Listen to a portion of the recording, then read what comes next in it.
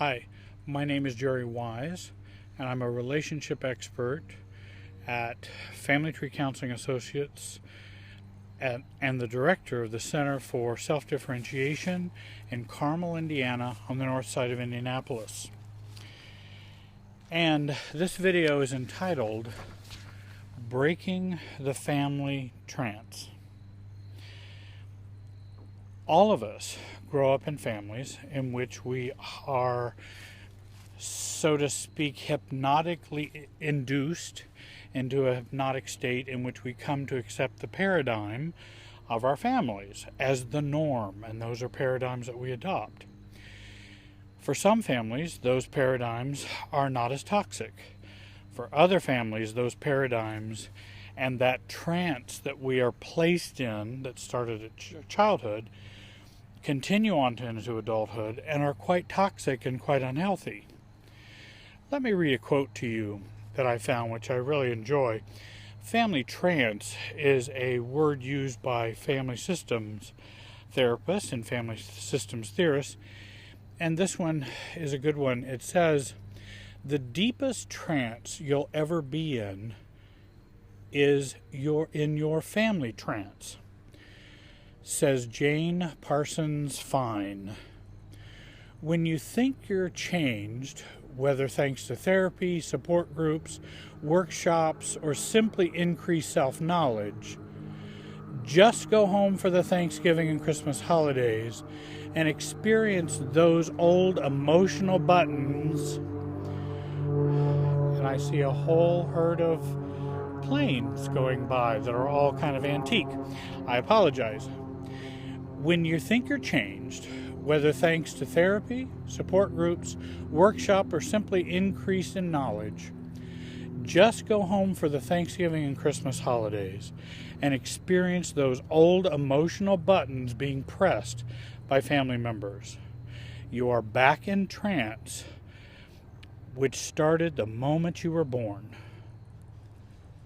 And I really think there's a lot of truth to that, and that's an experience that people have. And we, and a lot of folks experience that trance. I also realize that when I work with folks, I find that when they begin to break that trance, they really begin to see the world differently. They begin to see themselves differently. Smells are different. Visions are different.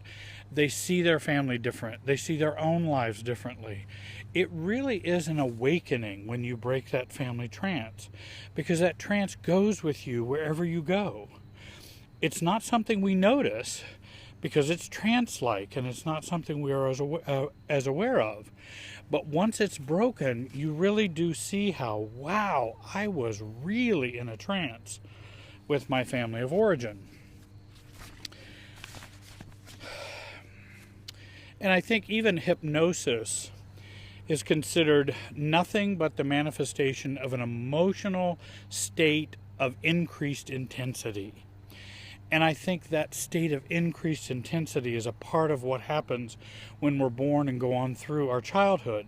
For those who have toxic or dysfunctional families, that intensity is really intense and toxic and remains for a long time. By the way, that was the famous Ivan Pavlov who said that quote about hypnosis, as in Pavlov's dog and what he revealed concerning behaviorism. I think kids are highly suggestible. If we're going to use a hypnotic theme, kids are very highly suggestible because they are so dependent upon family members and parents. One thing I read recently by an author, Peter Teitelman, in his book, The Therapist's Own Family, which is an excellent book, and he talks about this, that a parent having a feeling becomes the child's reality. And that's how closely connected parents and children are. Parents' feelings become reality for children. because they're not self-differentiated. They are connected to us, and thus begins the trance process. And so whatever our parents felt and felt about things, believed things, and their emotional field and emotional inner life, whatever it was like, that was reality for us. And then as we grow older, we begin to have our own reality. Well, that can be very difficult if you're still under the trance of, let's say, a dysfunctional family. Let me give you my definition of what a family trance is. It is the emotional paradigm or emotional and mental givens we learn and absorb emotionally when growing up in our own family of origin. We took in all of that emotional reality from our mother and father, from our siblings, from our family of origin. We take that in and absorb it. It becomes our reality. It becomes our norm. These givens are the glasses through which we see the world, especially relationships and self-awareness and self-image. It is through those awarenesses, through that paradigm. The family trance includes things for dysfunctional families. Certainly there are healthier trances if you grow up where there was support, self-differentiation, unconditional love, lots of nurturing. There was not a lot of emotional disturbance on the part of the parents and siblings. Then we have a different paradigm that we grow up with. For a dysfunctional paradigm, we grow up with often secrets. Secrets are very, very damaging in families. Family rules, the way you're to do things, the way you're to be, the way you're to think. Family expectations, family roles. Obsessiveness is a part of that trance. And when I think about obsessiveness, that's where we have an enmeshment problem in the family, in which mom and dad are over obsessive about the kids, or the kids are over obsessive about mom and dad, worrying about what do they think, what's going on inside them, how do they feel, what's happening. And when you do a lot of that obsession, that's a part of the family trance paradigm, that we're supposed to do that. Worry states, I think, are a part of that family trance. Are we to worry? We are to worry. How we're to worry. Fear states, guilt states, those are all a part of that family trance. The knowledge of what is normal or not normal is a part of that trance. Trauma can be a part of that trance. Emotional patterns in relationship becomes a part of that trance. The meaning of love, intimacy, success, and happiness are a part of that trance. How do you feel about love, money, sex? All of those things are a part of that paradigm that we inherit from our family of origin. And there are probably other parts of that paradigm, that trance, but I wanted to at least give you some examples of what's a part of that trance-like state. And again, these are not things that I have come to believe for myself. These are things I have absorbed, and these are things I have accepted as givens from my family of origin. And that also is not self-differentiation. Self-differentiation is when I come to accept those things as truly being normative, or I choose that. Then it becomes mine. And that's self-differentiation. Believe it or not, some of those things may parallel or be very similar with my family of origin. But until I choose them, then they are part of the trance and what's supposed to be accepted as norm. While it's possible to break your family trance, I don't believe it's an easy thing to do alone, because we're like fish swimming in a tank of water, and we don't observe or see the water. The water is a given. We don't see the water. Fish don't see the water. That's just what they're in. And so it's not easy to see your water that you're in. If we get help from others, that can help us see the water that we're in. And then we begin to separate ourselves out from the water. We may decide we want a different tank, a different type of water, a different color water.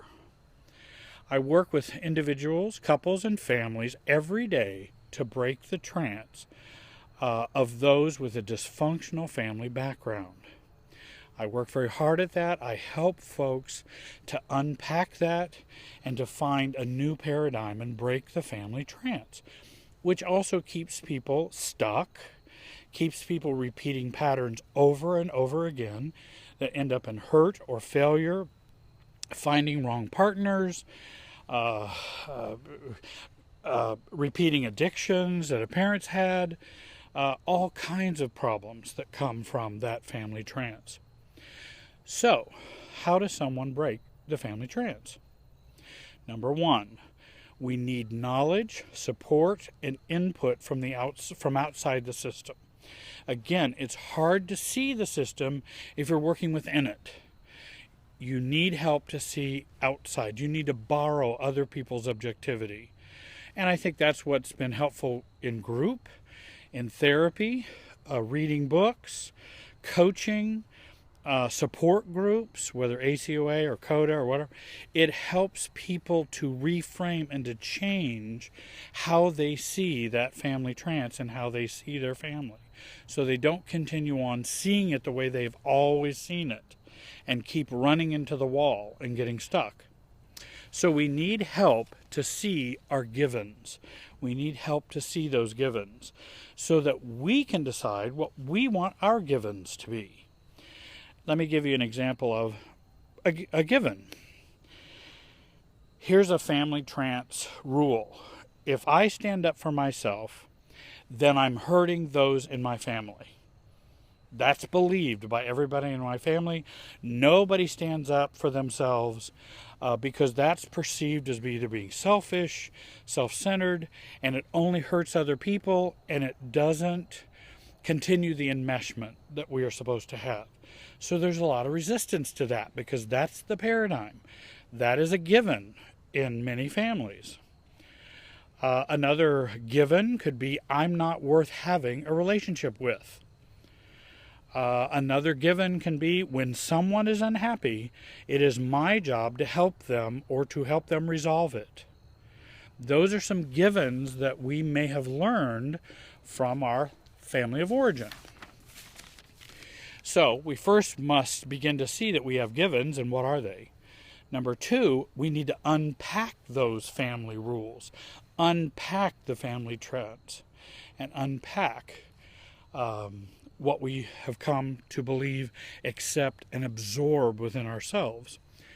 For example, I remember a long time ago talking to someone, and he said, when my wife, who is controlling, expects me to read this book to improve our marriage, am I wrong to refuse?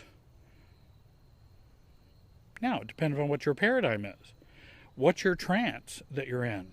His trance told him it was wrong to refuse that because she would be mad, but he would have to de-self to read the book just to make her happy, and my job is to make her happy, and that's my paradigm, that's my trance that I live in, and so she won't be happy, so that she won't be mad, I will read the book. But I don't want to, and then I end up having resentment towards her for doing it. So now I'm caught in the trance of having to do it and being stuck in the resentment and the lack of self-differentiation. So the family rule is, when someone asks you to do something out of their anxiety and get mad if you don't do it, then the rule is you do it. And that's a part of the family trance. And that's what's considered normal, and that's what he felt was normal. Now, it will temporarily ease the situation or ease the anxiety. The difficulty is it doesn't really fix the wife's anxiety, the wife's enmeshment and over-controllingness, and it doesn't fix the husband becoming more self-differentiated so he could actually be more affectionate, be more intimate, and share himself more with her. So it undermines all those things while making sure we accomplish this rule and accomplish this paradigm. So, what we do in learning to undo those family trances is we unpack those rules and we go back and take a look at the family and unpack those things. It's actually quite freeing, it's quite illuminating, and it gives you a lay of the land, it gives you a map, and now you can make choices of maybe what you'd like to do. Oh, well, if that's the case, then maybe I'd like to change that given in my life. Okay, I think I could do that. Now, that may not be easy because, for example, in this situation, it may not make the wife happy. But the problem is it's kind of a, if I can say, zero-sum game that either she's going to be happy or you're going to be happy. That's not a good marriage when only one person ends up being happy. That's a problem, and that will cause problems in the marriage in the long run. Number 3, learn and begin to internalize new rules and standards of what is normal for us. For example, in this instance, I can say no to my wife about the book, then expect to feel guilt, because that's my norm, that's my normal trance. I do have to feel guilt about that. But I'm going to work to resolve the guilt, not work to resolve my wife's anxiety by reading the book. So I'm going to come at it from a different way, and I'm going to learn to feel less guilt and to be myself with my wife rather than do the old paradigm and the old trance. When someone asks you to do something out of their anxiety, remember it is their anxiety, and get mad if you don't do it. Remember, they are choosing to get mad and use getting mad because it works with you. I give myself freedom to not comply and give them the freedom to feel their anxiety and their madness if they wish, knowing I'm not the cause, nor am I to blame for them being mad. And that's a new paradigm and a new frame and a new understanding. And it breaks down the old family of origin trance, which says we must do it the other way. Number 4, claiming and determining what is going to be normal for me, which may or may not coincide with the family trance. Some things might, but some things might not. For example, the family has a secret. Dad is an alcoholic. Now, he functions, he's the vice president of a company, he still drinks too much and drinks too often, has problems with that, but he still functions, pays the bills, etc. But we don't talk about that in our family. That's not discussed, it's not to be talked about. The mom and siblings, let's say me, the mom and my siblings are still in denial. To label him an alcoholic is demeaning and mean in their opinion, and they don't believe he is, because that would be too horrible to think their dad is actually an alcoholic. But my new paradigm tells me he clearly is. I've gotten some outside help to look at my water in the tank, and the water in the tank's not very clear. Dad really is an alcoholic, and I never knew. Now I've come to see he has all the traits of alcoholism, and that I clearly see he has all the symptoms, and I can understand better why we have some of the problems that we have. While it is not my job to diagnose Dad, I will now live my life that, in my opinion, he is an alcoholic, and I will live accordingly to that. So when Mom comes to the family dinner alone, says Dad doesn't feel well, Mom covers for his excessive drinking. He was drinking too much and can't come to the dinner because he's not feeling well. And not feeling well is always the code for Dad is drinking too much. The child, or me, I can say, well, Mom, I hope Dad gets help for his not feeling well. Typically, Mom, Dad drinks too much and then can't participate in family events. I love him, but he needs to get some help. That's my opinion. Someday, maybe he will do so. Mom says, don't talk about your father that way.